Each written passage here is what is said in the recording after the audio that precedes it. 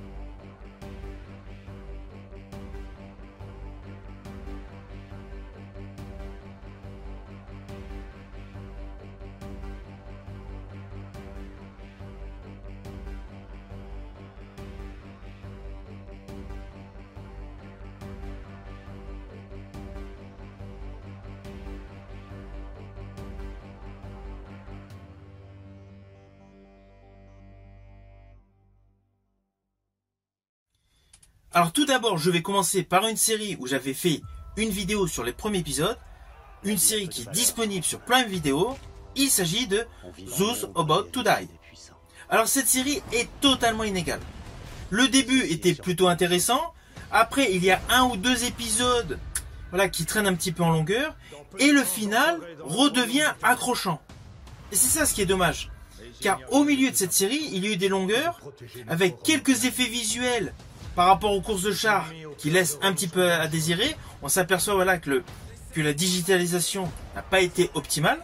Mais après donc, notamment les 3 derniers épisodes, ils sont 100 fois meilleurs que la globalité de la série. Et je pense que malheureusement, beaucoup de personnes ont décroché de cette série, arrivées à la moitié. C'est dommage. De ce fait, si vous n'avez pas vu cette série, je vous invite à la découvrir. Elle est disponible actuellement sur Prime Video.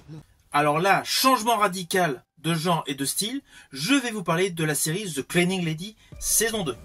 Nous retrouvons donc dans le rôle titre l'actrice Elodie Yung. Elodie Yung, médecin dans son pays qui est venue se réfugier aux États-Unis et qui a pris un emploi de femme de ménage. Elle se retrouve par le coup du hasard à la solde d'un mafieux. Ça, c'était vraiment ce qui était exploité dans la première saison. Elle a un enfant malade avec des soins lourds. Et donc toute la première saison était sur l'installation des personnages avec justement le problème des émigrés, de la mafia et évidemment des forces de police. Là, cette deuxième saison débute déjà par le fait qu'elle veut récupérer son fils qui a été enlevé par son ex-mari. Au début, ça commence comme un kidnapping.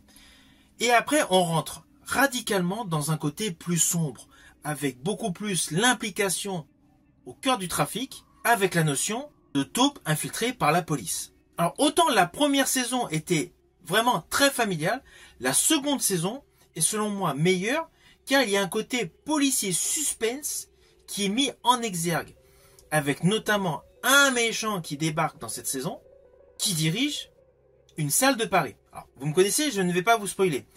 Mais sachez que cette saison 2 de Cleaning Lady est selon moi meilleure que la première saison. Alors oui, sur le fond, c'est une adaptation d'une série d'Argentine. Mais j'ai regardé sur internet, l'histoire est radicalement modifiée. De ce fait, cette saison 2 est totalement innovante. Et honnêtement, le côté policier, le côté suspense qui est mis en exergue est selon moi une plus-value pour cette série. Alors oui, lorsque je vous fais la présentation de mes bilans de série, ce n'est pas forcément dans l'ordre de mes préférences. Je tiens à vous le préciser, parce que ne pensez pas que la dernière série que je vais présenter est celle que j'ai le moins aimée, ou que c'est celle que j'ai préférée. Car là, justement, je vais vous parler d'une 3e série, sincèrement, et radicalement différente de la série Peplum que je vous ai parlé en préambule, de cette série familiale policière que je viens de vous présenter. Là, il s'agit d'une série sur la guerre, notamment la Seconde Guerre mondiale. Bien évidemment, je veux vous parler de Master on the Air, produite par Steven Spielberg, disponible sur Apple TV+. Alors cette série est superbe. Tom Hanks a même participé à la production d'ailleurs, comme jadis pour la série Band of Brothers. Alors l'histoire est un réel complément en termes d'atmosphère, en termes d'ambiance à la série justement Band of Brothers. Là on a pas mal de détails qui nous sont donnés par rapport aux fameux pilotes de bombardiers et de tout type d'avion. On suit une unité d'élite, avec évidemment dans l'un des premiers rôles Ashton Kutcher, vu récemment dans le biopic Elvis.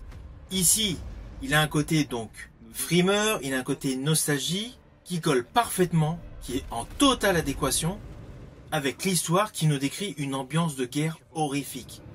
Car au final, ils ont beau être dans les airs, à de nombreuses reprises dans les différents épisodes, la guerre se retrouve très proche d'eux. Je rajouterai que l'immersion historique est superbe et les combats aériens sont de toute beauté. Tout ce qui est effet visuel dans cette série Master of the Air est brillamment réalisé. Et justement par rapport aux différentes séries que je vous présente dans ce bilan, c'est ma série préférée.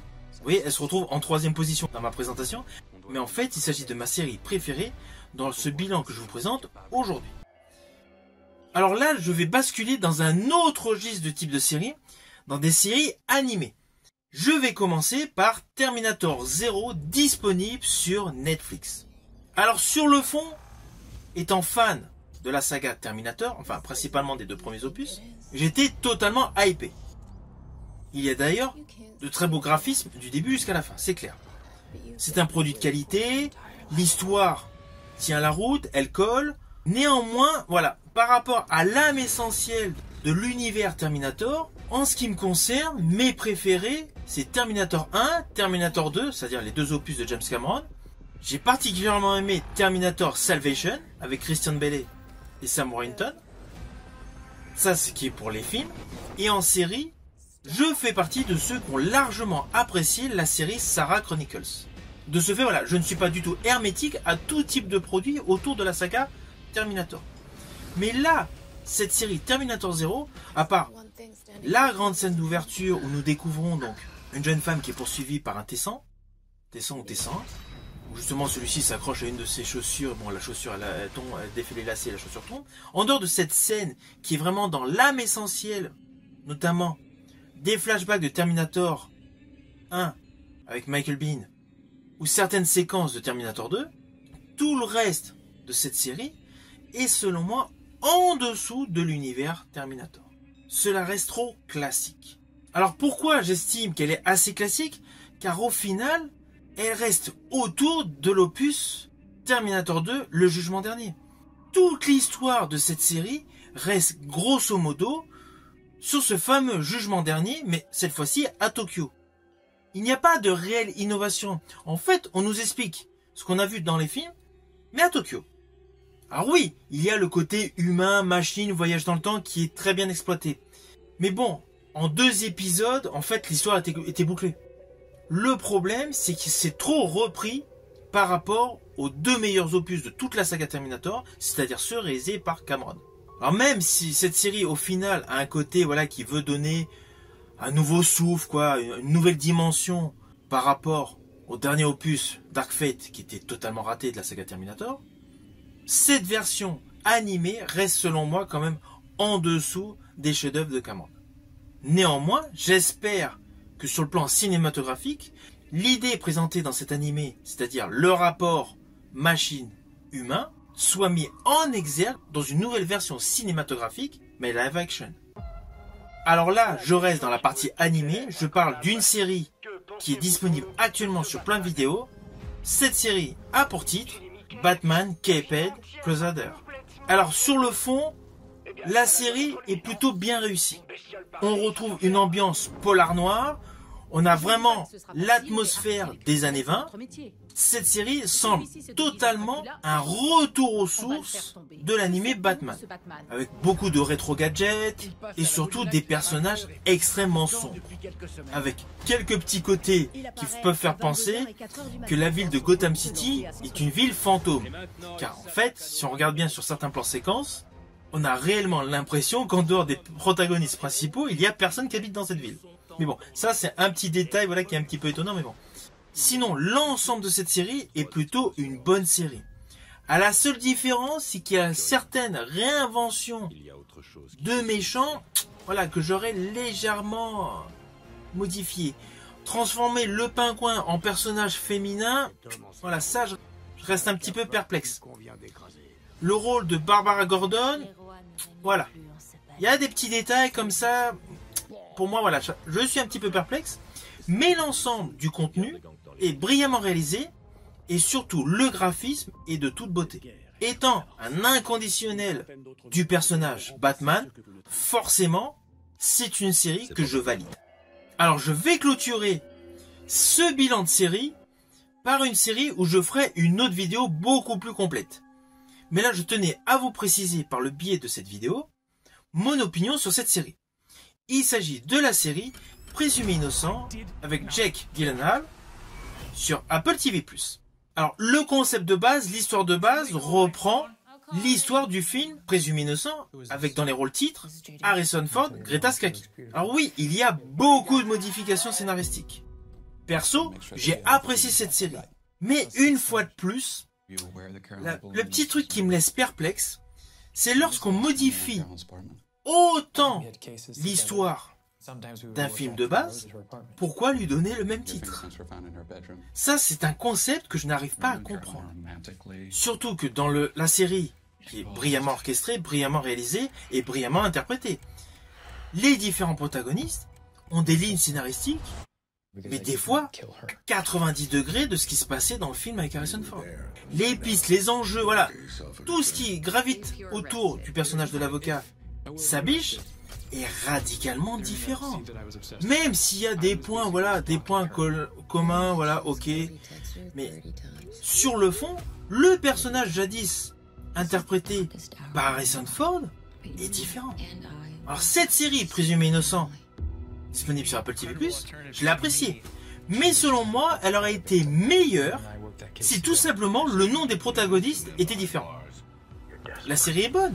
Mais pourquoi lui donner le même nom de personnage pour une histoire au final radicalement différente? Il n'y a pas de point de convergence. Je vous invite d'ailleurs à découvrir le film avec Harrison Ford après avoir vu cette fameuse série sur Apple TV+. Ceci dit, prochainement, vous verrez sur ma chaîne une vidéo consacrée justement à cette série et à ce film. C'est pour ça que je voulais terminer ce bilan de série sur une série où je développerai beaucoup plus dans une prochaine vidéo.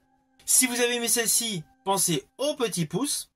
Quant à moi, je vous dis à bientôt pour une prochaine vidéo.